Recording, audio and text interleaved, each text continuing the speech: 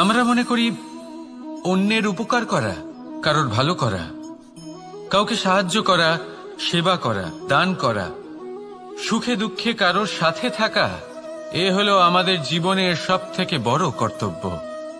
এটাই আসল কর্তব্য। কিন্তু এটা কি সত্যি? না। কর্তব্যের জন্য অনেক সময় মানুষকে অনেক অনেক যন্ত্রণা ভোগ করতে হয়। এমন কিছু কর্তব্য থাকে যা পালনের জন্য মানুষকে এমন কিছু পথ দিয়ে যেতে হয় যেখানে কাঁটা আছে, দুঃখ আছে, যন্ত্রণা আছে, বিপদ আছে। সেটা পার করে তবে ও নিজের কর্তব্যকে পূর্ণ করতে পারে। অন্যের উপকার, ভালো কাজ করা, কাউকে সাহায্য করা, দান করা, সেবা করা, সুখে দুঃখে সঙ্গ দেওয়া, এটা কর্তব্য নয়, এটা হলো আনন্দ।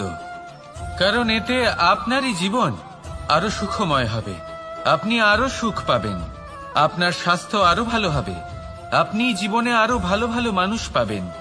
আর সব থেকে বেশি যদি এ কিছু বাড়িয়ে তোলে তাহলে তা হলো প্রেম। তাহলে একে কর্তব্য মনে করবেন না, এ হলো শুধুই সেই পথ যাতে অগ্রসর হয়ে আপনি নিজের জীবন অত্যন্ত সুখময় করে তুলতে পারবেন।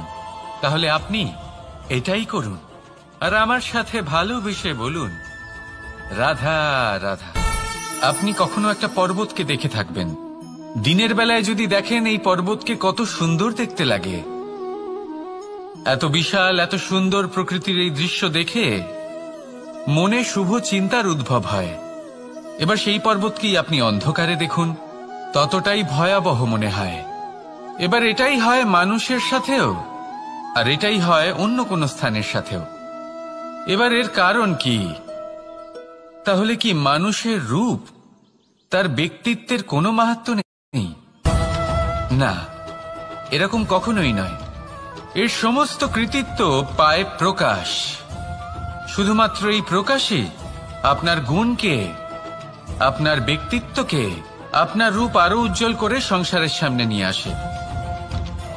তাহলে আপনিও অন্ধকার থেকে প্রকাশের পথে অগ্রসর হন, সেই মানুষগুলোর দিকে অগ্রসর হন, সেই দিশায় অগ্রসর হন যা আপনার ভেতরের গুণগুলিকে, আপনার ব্যক্তিত্বকে সংসারের সামনে আনতে পারে। যদি আপনি তা করতে পারেন তাহলে আপনি জীবনভর সুখী থাকবেন। আসুন আর আমার সাথে ভালোবেসে বলুন, রাধা রাধা।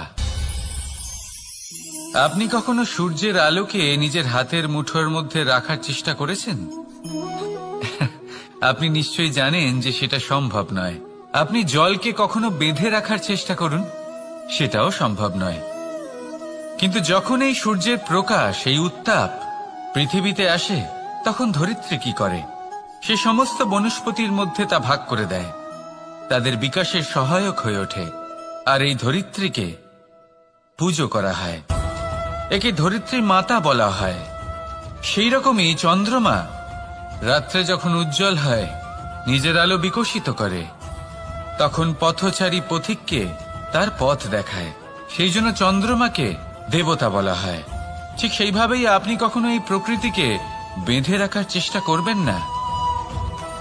একে আগলে রাখতে শিখুন, একে ভাগ করে নিতে শিখুন, ঠিক প্রেমেরই মতো।